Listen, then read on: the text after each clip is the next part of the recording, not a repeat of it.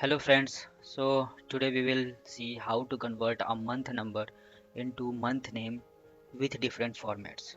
So first, to convert into 3 digits formats, we will write equals to text, then select the number, then we will multiply this number with 28,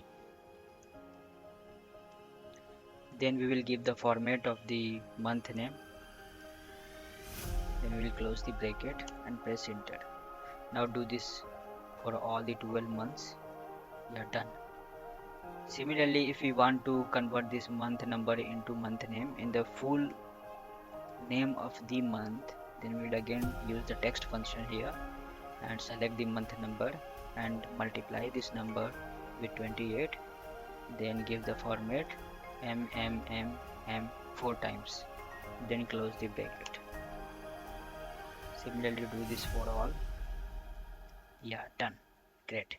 If you want to do a special paste, then select Control C, then Control Alt V, and then select values and paste it.